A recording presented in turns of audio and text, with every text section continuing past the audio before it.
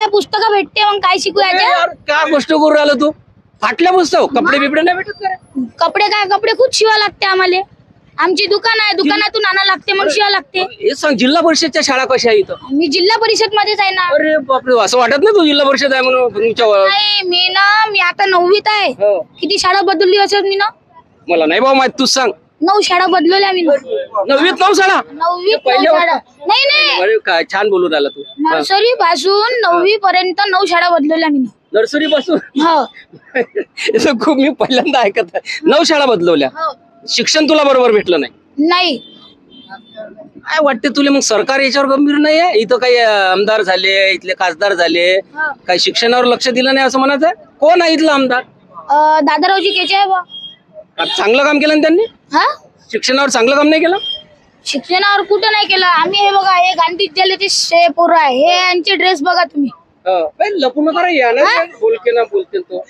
हे याची ड्रेस बघा, टाई नाही, हे बघा पायात चपला आहे, हे वॉच, हे काय युनिफॉर्म आहे का इथचा?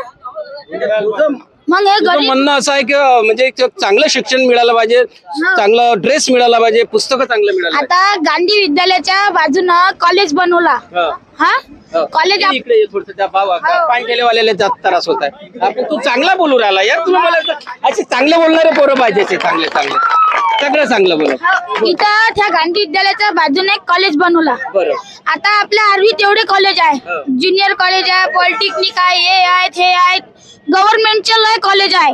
आणि लोक म्हटलं बाहेरून येते इथं शिकासाठी, पण हे जे लहान लहान मुलं माझ्यासारखे गरीबाची मुलं इथे शिक्षणासाठी येऊन राहिले, इथची शाळा नाही बनवली. शाळा पाहिजे आम्हाला, कॉलेज तर बनवून राहिले, ते कॉलेज बनवला पण आतापर्यंत ते चालू झाला नाही.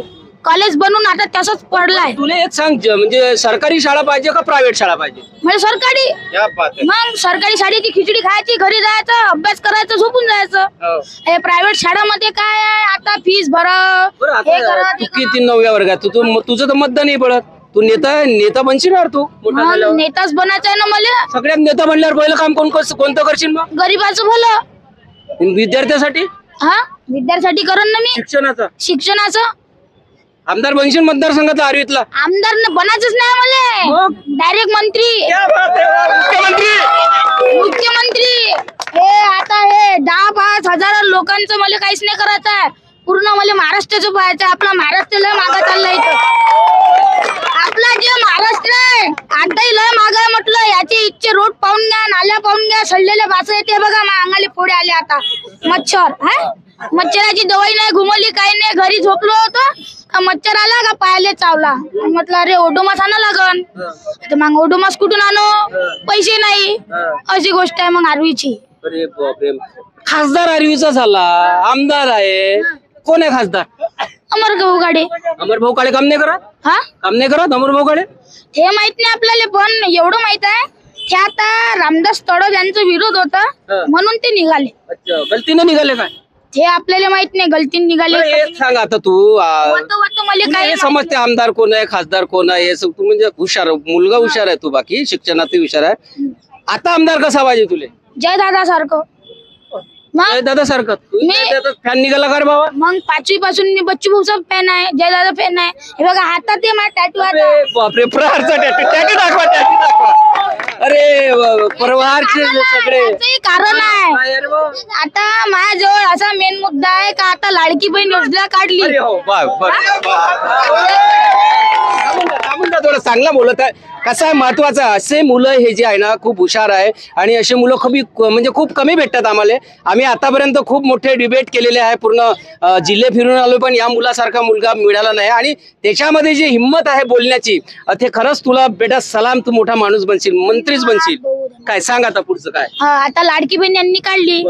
आता लाडकी बहीण इथं होती नाही महाराष्ट्रात. लाडकी बहीण पहिले चालली एमपी मध्ये. एमपी मधला मुख्यमंत्री आहे शिवराज चौहान.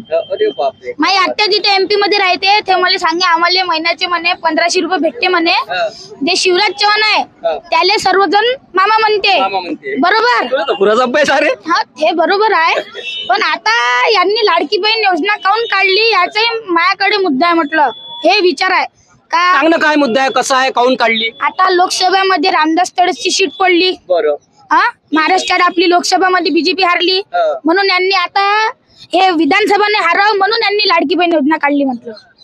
मग आता तू काय सांगशील ह्या सगळ्या लाडक्या बहिणींना महत्व काय सांगशील? महत्व म्हणजे काय, आता हे शेतकरी आहे, शेतकरीच्या मुलाले काय आहे, शिक्षण नाही आहे, अजून शेतकरीच्या मालाले भाव नाही आहे.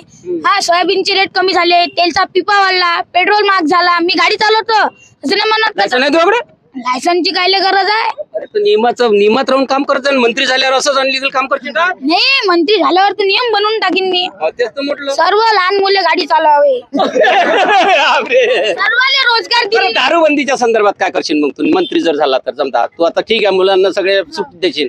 दारूबंदी आहे ना गाव? दारू कुठे बंदी आहे? काऊन?